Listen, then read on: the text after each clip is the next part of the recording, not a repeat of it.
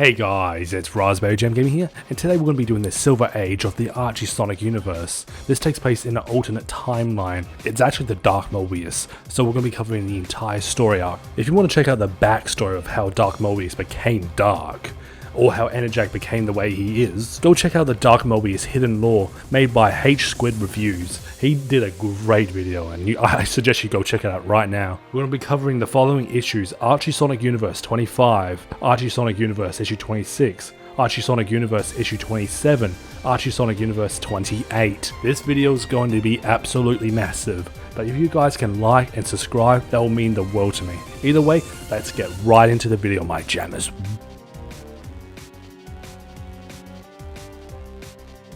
Archie Sonic Universe issue 25. In the year 343 PXE, Silver is being tutored by the Age Mammoth Mogul. Silver focuses his telekinetic powers on a time stone, as Mogul explains that one must not be greedy in tapping into its power. Mogul says that, like Silver himself, the time stone has incredible potential. However, he adds in quotation marks, "If you delve too deeply into your power without preparation, I fear you will suffer the same fate as quotation marks ended." Silver cuts off, having just noticed something odd with the time stone. Using his own powers, Mogul consults the time stone and determines that there may be a visitor from another time, or even another zone. Silver decides to find out who the person is, and says if the person turns out to be a threat, he will handle it. Mogul calls out just as he tries to leave, and Silver stops, worrying that the Aged Mammoth might need him to stay behind. However, Mogul simply tells him not to be so quick to look for a fight. He tells Silver to remember what he spoke about earlier, and adds ultimate power ultimately corrupts. Silver merely grins and tells him not to worry, taking the time stone in hand. He uses his powers to levitate himself and flies out of the ruins of the city for Ox Island. Thinking that if the visitor's arrival was picked up by the time stone, maybe Emerald would have noticed something as well. He figures that the island is his best bet. As he flies, he briefly wonders if the visitor is the traitor from the past, who he suspects is responsible for the state of his future and has vowed to stop. Coming through time to stop him, he figures if that's the case, it'll just make things easier for him. He wonders if this person might actually be friendly. As he flies, he's targeted by an unknown being who interprets Silver as a high risk and decides to terminate him. Silver is suddenly struck by an immense laser blast. As he falls, he uses his powers to grab a large chunk of debris and moves it in order to protect himself. This piece is smashed into rubble by a second blast. Landing on the ground, Silver encases himself in a protective bubble and demands his attacker show himself. The attacker appears on the edge of the rooftop far above and then drops down, smashing into the pavement. He is slick and metallic in appearance with glowing green eyes and strips. Despite the dramatic reveal, Silver admits that he has no idea who this is. The metallic being begins firing lasers from its eyes, and while Silver blocks the first few shots with his own powers, the attacker fires across the bases of the two buildings. They begin to collapse upon the young hedgehog. When the attacker approaches the rubble, however, he finds Silver holding off the debris with his telekinesis. Silver counterattacks with several large piles of rubble, temporarily burying his opponent. He tries to flee and Silver follows, pelting him with rocks and taunting him before realizing he originally wanted to question him.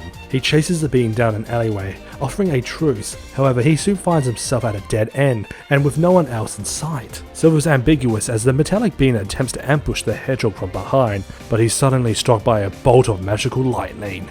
Silver uses the opportunity to pin him against the alleyway's walls and a dumpster, and his eyes go blank.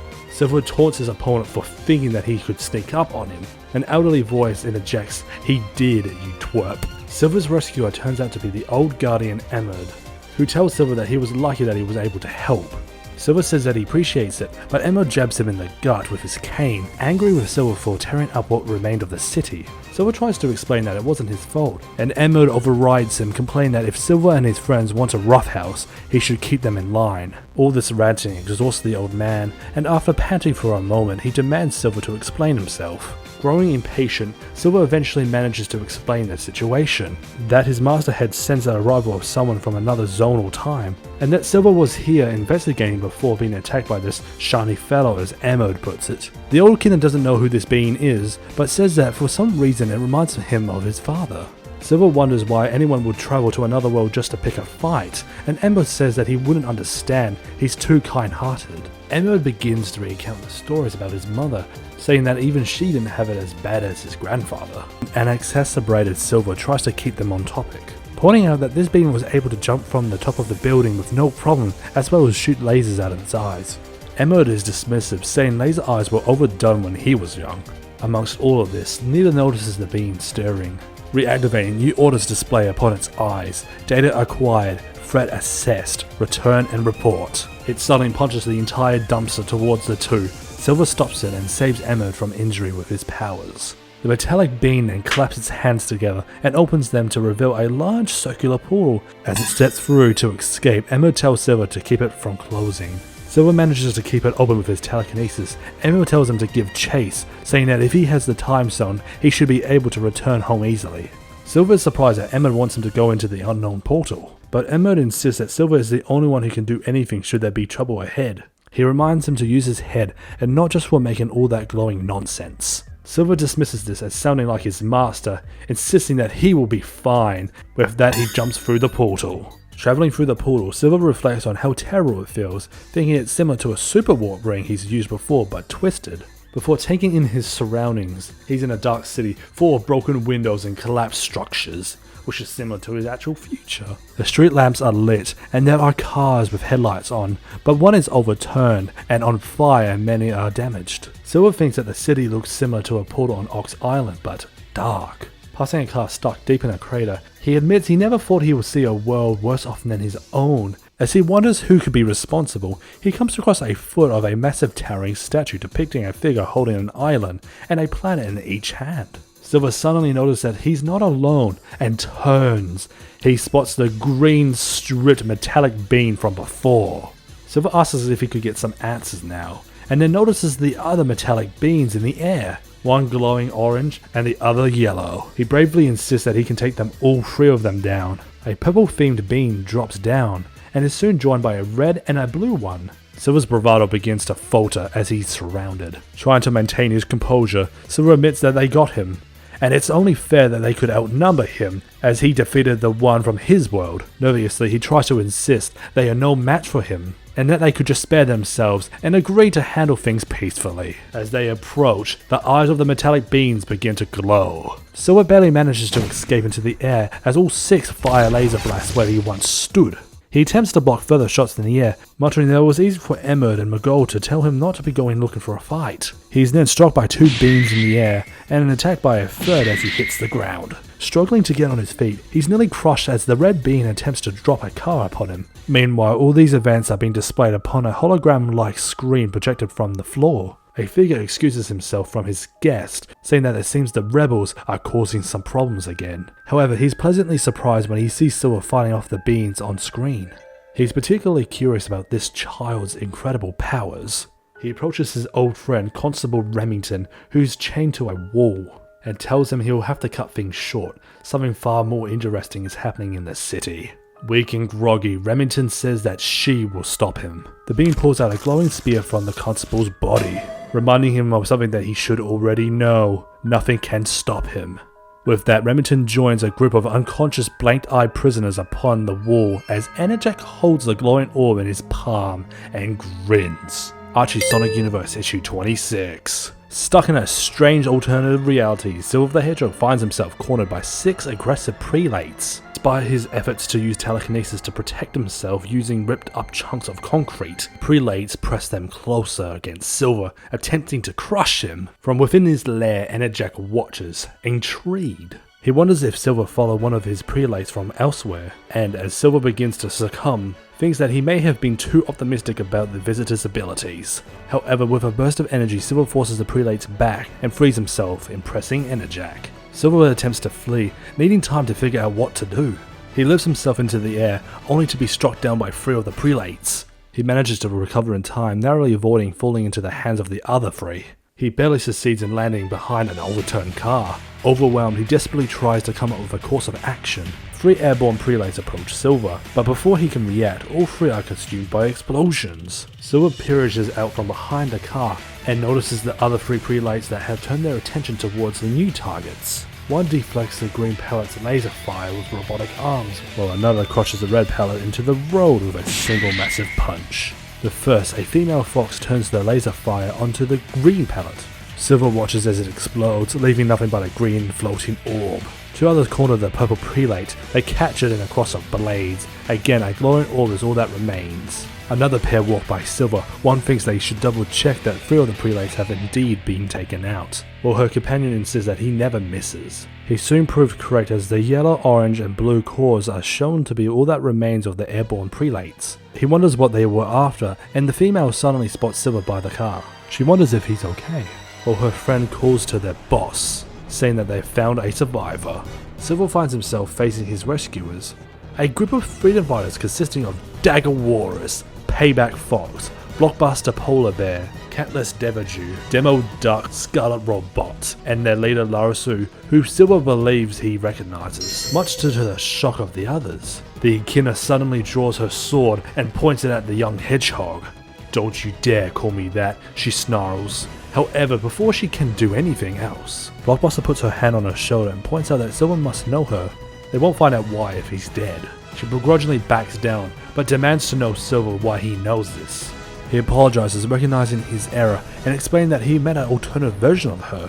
She insists that he call her Jackie Char. Silver attempts to explain further, saying that he's a time traveler, and he had once traveled to the past to meet Lara Sue and helped her to deal with a crisis. Cutlass finds the story ridiculous, but after a moment of consideration, Jackie Char says that she believes him. She asks him when he was from, and comparing her apparent age to the other Lara Sue, he guesses approximately 170 years ahead. She then asks what brought him here. He replies that he followed a tall, shiny guy. Jackie Char bluntly tells him, "Your mistake." She orders the others to return to cover, dragging Silver along. As they travel, Silver asks us about the city. He says it reminds him of Portal, but Jackie Char tells him that it's called Necropolis, and that it used to be the capital of the Dark Legion nation. She adds that the Guardian prior to her was very powerful, and had taken over the Dark Legion with his chaos powers. After that, he took over the planet itself. She begins to climb over a wall of wrecked cars, but Silver uses his telekinesis to lift some and open a path, mildly impressing the Echidna. However, she reminds him to put him back in place after they pass through. Jackie Char goes on to explain she and her mother, Julie Sue, had organized a freedom fighter army and had nearly succeeded in defeating their foe. But then he took all the Chaos Emeralds for himself, preventing anyone from matching his power, and soundly defeated them, leaving only the present group. Silver asks who exactly this foe is. Jackie Char coldly remarks, "Enerjack." They continue to walk, making their way to a hidden underground path.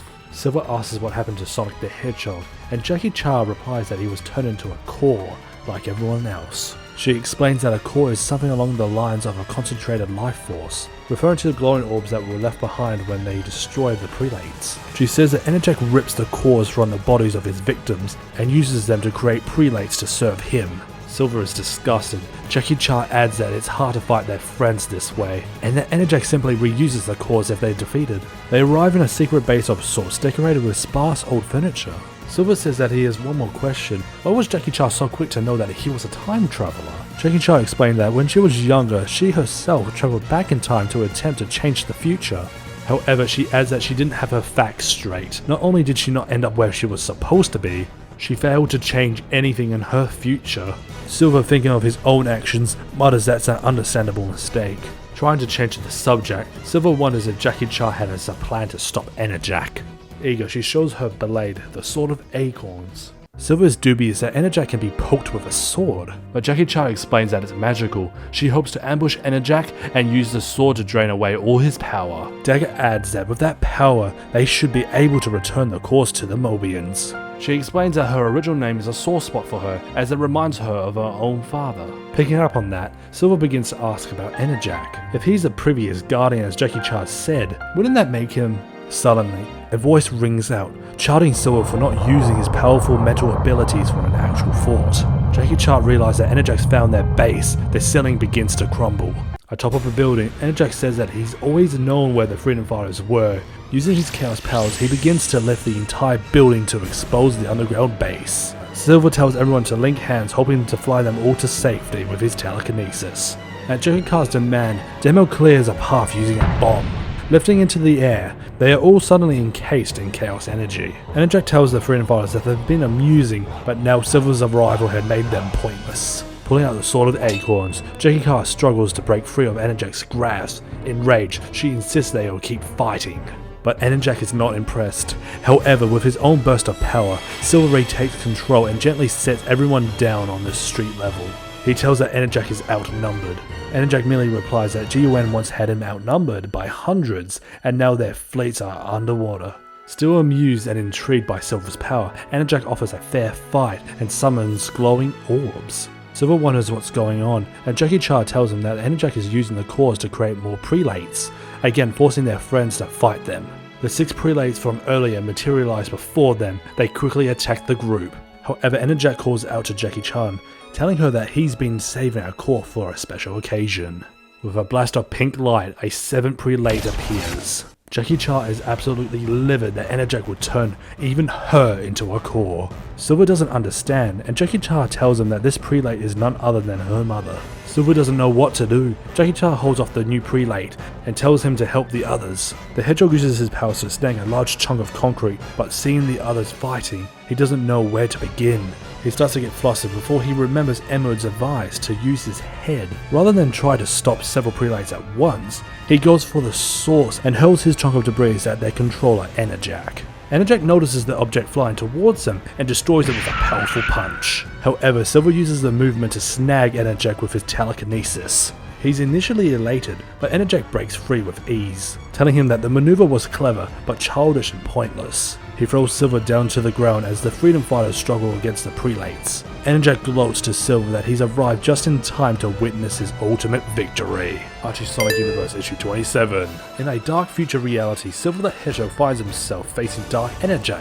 For all the ruination he's brought, Silver vows to stop the demigod. However, Enerjack tells him that he made a mistake of following his prelate to this zone in the first place, and then siding with this pathetic resistance. He strikes the hedgehog down with ease. In the city streets, the freedom fighters are battling 7 of Enerjack's prelate warriors. As Silver recovers again and approaches Enerjack, the demigod taunts him, asking if no one had realized that the freedom fighters had existed so long because he allowed it. With the entire planet under his control, he felt as if something should entertain him. However, he recently found them tiresome, and so he had begun to send out prelates to investigate new worlds for him to conquer. He asked Silver if his own reality had beings with powers as fun as his, which only serves to enrage the young hedgehog. Using his telekinesis, he grabs and rips off the top of Enerjack's tower and flips it, showing just how fun things can get. Enerjack smashes through the tower top and floats off some distance, admiring Silver's power and wondering where it came from.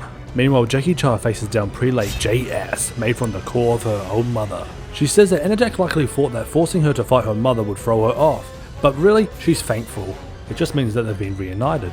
With tears streaming down her eyes, she lifts the sword of acorns over her head and tells her mother that she'll save her. However, before she can strike a blow, Silver uses his powers to disable prelate JS, leaving her immobile. Jackie Chan turns on Silver. Angry, she says that he has no right to interfere. Silver attempts to calm her, saying that while he understands that this is personal for her, her team is in trouble and needs her leadership. She glances back at the immortal prelate, but realizes that Silver is right. Silver saying that he has an idea. Scarlet Robot is in trouble, with one laser gauntlet destroyed and Prelate V looming, but Jackie Chan cuts him down with a sword of acorns. As the core escapes, Silver envelops it with his powers. With him holding onto the core, he reasons that Enerjack can't use it to reform it into a prelate. Scarletti goes off to help Payback Fox fight off Prelate E, while Blockbuster Polar Bear grapples with Prelate M. Daggerwaris attempts to ambush Prelate R while he fights Cutlass Deverdew. The Prelate is destroyed, but Dagger is left on the ground while Cutlass laughs at him. With Prelates V, E, M, and R destroyed, and Silver holding on to their cores, Scarletti, Payback, and Demo Duck take aim at the airborne Prelates C and S. The two are blasted out of the air, leaving Silver now with 6 cores. Payback is impressed. She teasingly asks Silver why he wasn't around to help them 30 years ago, which leads to an awkward moment as the Hedgehog tries to explain that he wasn't even born at that time, as he goes on to talk about time travel and alternate zones. And in an awkward look from Payback Fox, Demo asks where she's going, and she replies that she still has one more core to contain.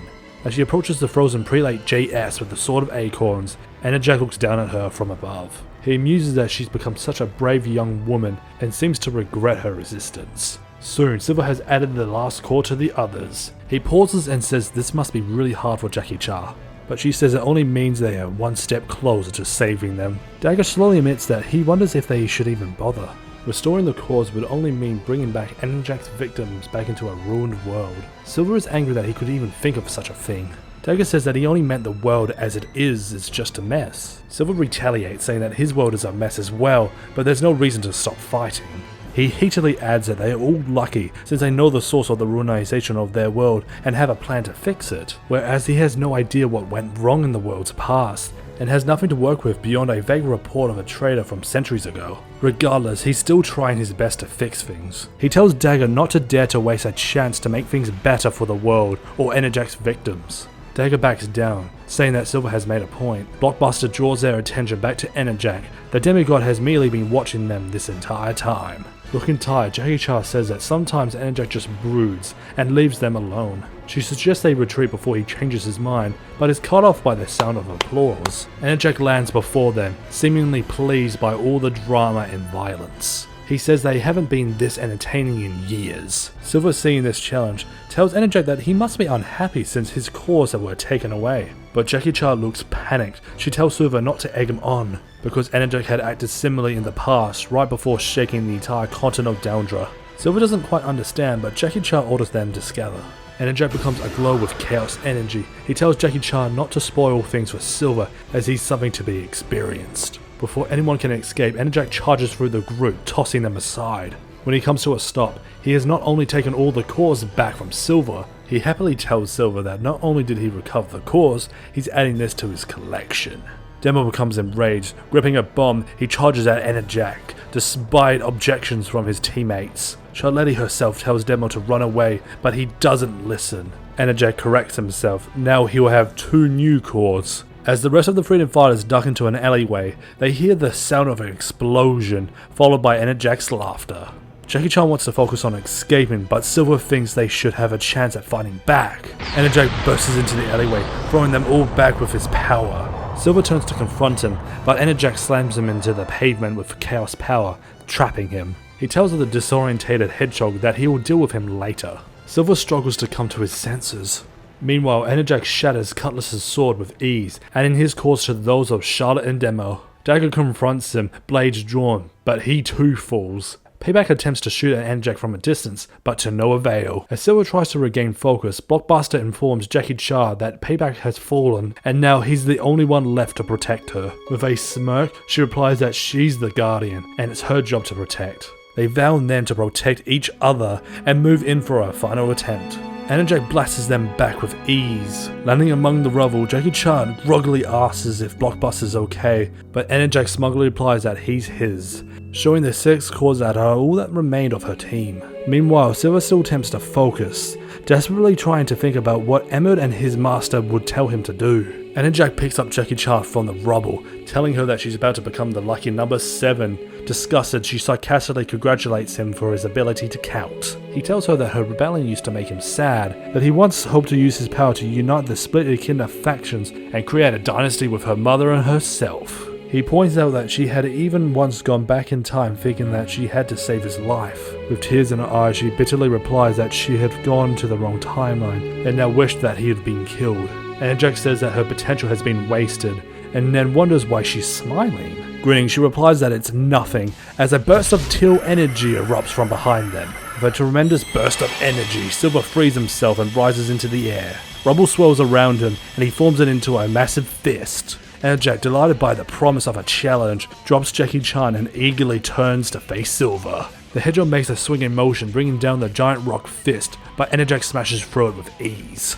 Jackie Chan recovers the Sword of Acorns and calls out to Silver, amazed. He interrupts her, confirming that she still has the sword. He tells her that she can use it to drain away Enerjag's power once he beats him into submission. Undeterred, Enerjag thanks Silver. With this battle, he says they will be able to give the planet the flashy and dramatic end it deserves. The two charge at each other as Jackie Chan recoils. Archie Sonic Universe, issue 28. Donnie Chan lugs the lifeless body of Dagger Warris along the ground.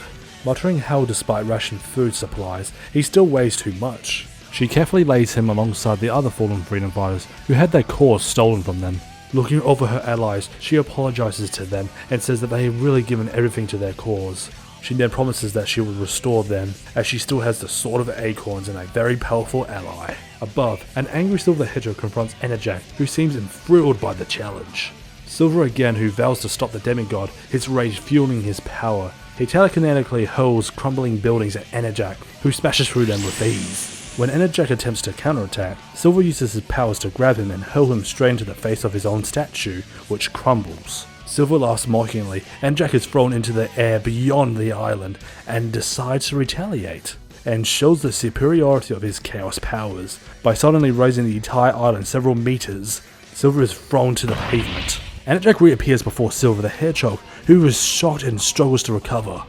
The demigod tells him if the use of the other people's cause has enraged Silver, then this next move will drive him crazy as a swarm of prelates of Dark Mobius' heroes start charging at Silver. They all shoot at the Hedgehog with lasers, but he blocks them by picking up a piece of debris and shielding himself while muttering, "So many cores, so many heroes." Silver becomes a bit frightened when a prelate of Demo Dark is about to pounce on him, when Jackie Cha uses a Sword of Acorns to attack the Dark. She tells Silver that she will fight the prelates while he takes on Enerjack. Silver is surprised and asks if she knew who those Mobians used to be. Jackie Cha replies that the prelates feel no pain, they can't think, feel or live, and they can't even be brought back to life without her and Silver's help. Silver says he understands. He uses his psychokinesis to use a piece of debris to block an attack from a couple of prelates, while Jackie Cha deflects a laser blast with the Sword of Acorns. Silver throws some prelates away as Jackie Cha cuts down a light post which falls on them. Jackie Cha tells Silver that she will handle the prelates while he brings down Enerjack. Silver, who worries for her safety, says if she's sure, to which she shouts go. Silver flies up to the demigod, to which he asks if he struck a nerve. Silver pulls Enerjack with his psychokinesis and drags him all the way to the ground to see how he likes being hit with an island. He smashes Enerjack in a river, crushes him through the top of a mountain, splashes him again, and throws him on the island as he states that they are even for island hitting. Silver tells himself that he did, with a rather crazy look on his face. But he then thinks that he went too far and asks himself if he could really do this to the traitor. Without even paying attention, Enerjack comes up behind the Hedgehog as he says that Enerjack is as evil as they come and that his master warned him about letting his powers go out of control. Enerjack suddenly grabs Silver to his great surprise as he states that he thinks that Silver scuffed his helmet and that it was rude. Enerjack hurls the Hedgehog down on the island a little ways from Jackie Cha, who looks behind her with worry. Silver tries to catch his breath as he says that it wasn't fair that Enerjack was still alive after he dragged him across the island. Enerjack calls him a poor little time traveler as he goes on to say that Silver crossed time and space just to lose his life, and then asks him what he could expect when pitted against the ultimate power in the universe. He tells Silver that he fought well, but it's time to end this, and that Silver's world will fall to him and more afterwards. He tells Silver to submit as his telekinesis is nothing to his chaos energy, and that Silver isn't strong enough, cunning enough, or even skilled enough to stand against him. Silver struggles to fight Enerjack's power, but suddenly remembers some things that Mammoth Mogul and Emma taught him. He finally realized that he was fighting Enerjack with raw power, something that he shouldn't have done. Instead of trying to match Enerjack's power to power, he will actually use his power against him. So he uses his psychokinesis to reflect the chaos energy back at him. This heavily damages Enerjack as he squeals in pain. Enerjack, a bit enraged, claims that he's taken down Supersonic and thinks that Silver is being clever with this. Silver throws the chaos energy back at Enerjack while saying that he's done with the superpowered beings fighting each other as he tells Enerjack to catch. Enerjack is hit and cries out loudly in pain as Silver mocks him by telling him that he dropped it, and asks him if it's been a long time since he's felt pain. Enerjack tells him not to preach to him as he's brought the entire world into its order as he makes more thunder arrows. However, Silver throws them back as he says that Enerjack ruined everything for everyone and that he's going to answer for it. Enerjack is struck again. Silver mocks his opponent, saying that has he learned the error of his ways and it's not too late for him to change for the better and fix the damage he's caused. Enerjack, now fully outraged, states that the only mistake he's made was not crushing Silver while he had the chance. Jackie Cha suddenly appears in front of Silver while saying that she can sympathize, and Enerjack suddenly freezes. Silver asks about this, and the female Echidna replies that he's just stunned and that she will take back what he has stolen from Mobius. The Sword of Acorn starts to glow, and the both of them cover their eyes as Jackie Cha says the Chaos Chant, and she becomes enveloped in a blinding light. Silver opens his eyes but seems disappointed as Jackie Cha has turned herself into Enerjack, while their latter has turned old. Silver asks if she did this all just for her to go supervillain, to which replies that she didn't expect this to happen. Silver asks Jackie Chan what she would do with these new powers. Jackie Cha tries and succeeds in getting a core, which seems to be her mother's, and excitedly claims that she can do this with every single core, and excitedly claims that she can restore everyone. Silver asks what she would do with Enerjack as he coughs. The latter tells Lara, or Jackie Cha, whichever she prefers, that she's rescued him from the madness that has left him with the power. But he then says that she's took a little bit too much and asks if she will give him a small amount. The new Enerjack, or Jackie Jack, says that as for him, he will never touch that power again as she smashes the Sword of Acorns to pieces, which upsets the formal Enerjack. Jenny Jack tells Silver that she has so much power, she can restore everyone and even clean up the planet. To which Silver asks, and then?